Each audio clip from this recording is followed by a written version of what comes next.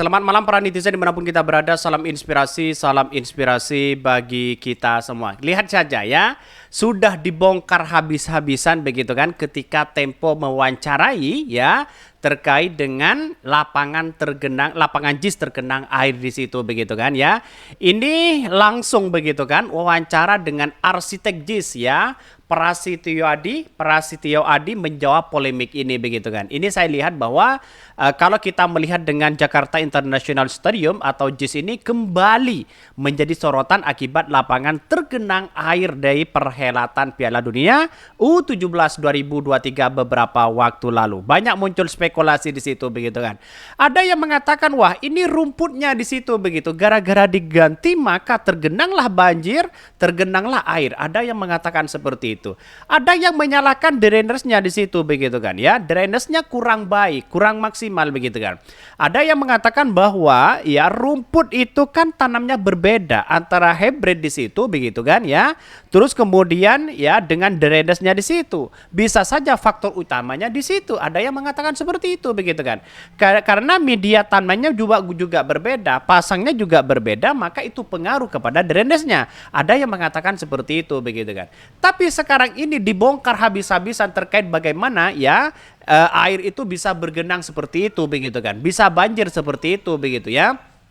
Lihat saja bahwa ya pertengahan Juli lalu ya Tempo sempat mewawancari arsitek JIS ya Prasityo ya sebelum ya rumput diganti total sebulan kemudian. Menurutnya, para arsitek dan insinyur telah menggunakan ya buku panduan dari FIFA sebagai acuan ya pembangunan stadion tersebut. Tapi pada kenyataannya kenapa kok bisa hari ini bisa masih tergenang banjir begitu kan? Ya,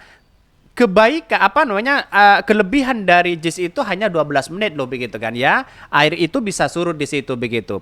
Maka yang kemudian usut ternyata ada kesalahan yang fatal hari ini ketika melihat bagaimana rumput JIS yang awal yang katanya sudah baik diganti dengan kemudian ya di rumput yang berstandar FIFA justru itu lebih baik katanya begitu kan. Ada yang mengatakan seperti itu. Tapi pada kenyataan kenapa kok masih tergenang banjir seperti itu begitu kan. Dan seolah-olah PSSI tidak mau disalahkan ya seperti Arya Sinulinga di situ begitu kan. Bahkan ini soal pemilihan rumput ya hybrid, apakah Anda terlibat dalam memilih ya rumput tersebut ya? Kami bukan pengambil keputusan terakhir dan kami bukan orang yang mengerti rumput. Jadi ya selagi rumput itu sesuai dengan aturan FIFA, salah satunya ada pada buku panduan mereka. Kami pilih ya rumput hybrid karena lebih kuat terhadap cuaca dan ya iklim. Ya, selain kami arsitek ya, ada buruh Harvard juga yang memberi masukan, ada juga arsitek yang sering membantu PSSI dan AFC untuk inspeksi ya stadion sepak bola. Itu kan sudah jelas di situ begitu kan. Ya, pilihannya di situ sudah jelas mereka begitu. Artinya apa? Artinya ini kan lebih pada kekuatan dari iklim di situ begitu kan.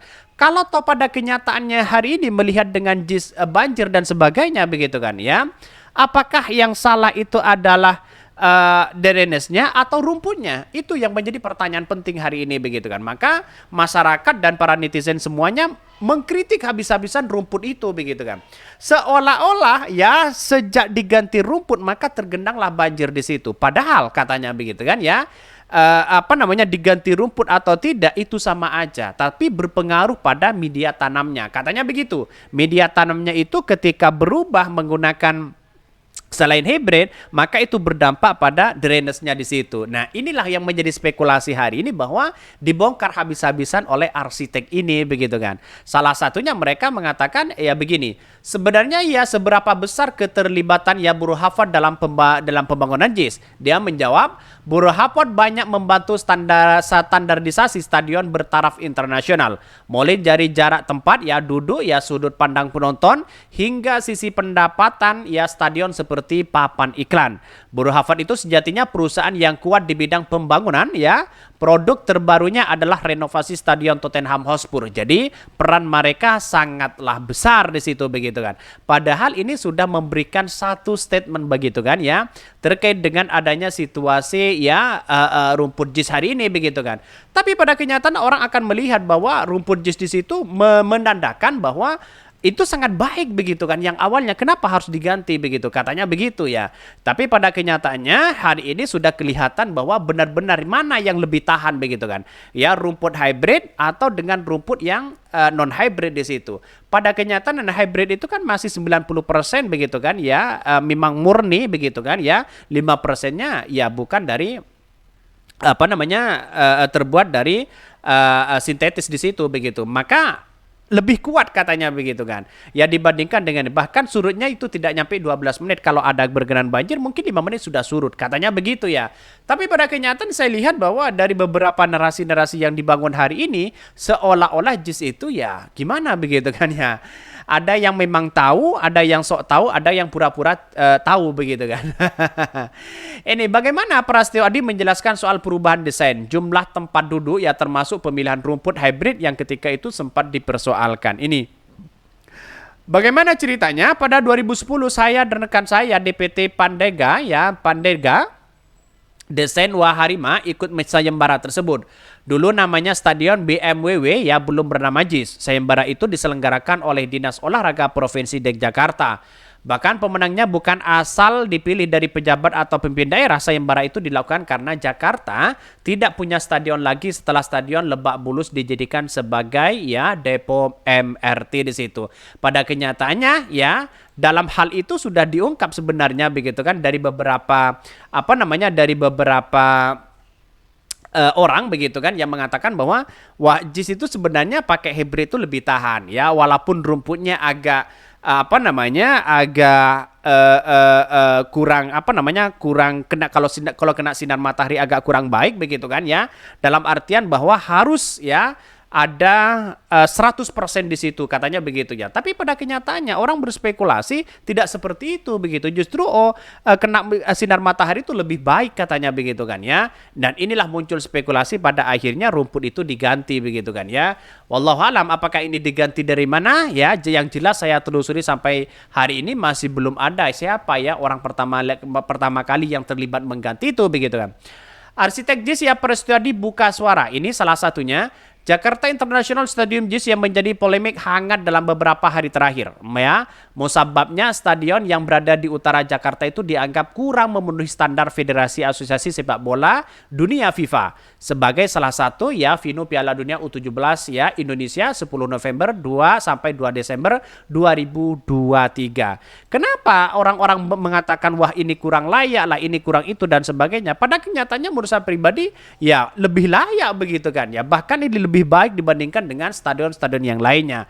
Ya, bagaimana jadinya kalau ini tidak direnovasi begitu kan? Maksudnya langsung total yang seperti semula itu lebih bertahan loh dibandingkan dengan ya yang diganti hari ini katanya begitu ya.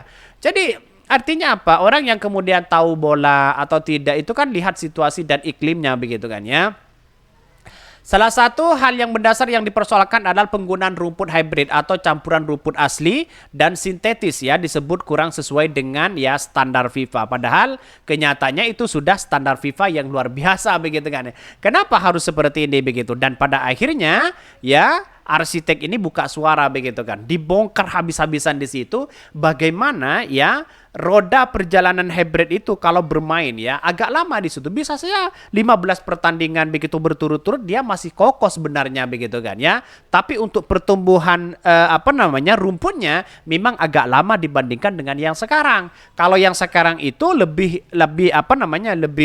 cepat begitu kan, tapi ketahannya itu kurang katanya begitu. Ada sisi kekurangannya di situ. Mungkin itu yang kami sampaikan ya, tonton terus channel dari podcast saya ini karena ada berita-berita menarik dan viral setiap harinya. Salam para netizen, salam inspirasi bagi kita semua. Jangan lupa di subscribe di YouTube dari podcast rakyat ini.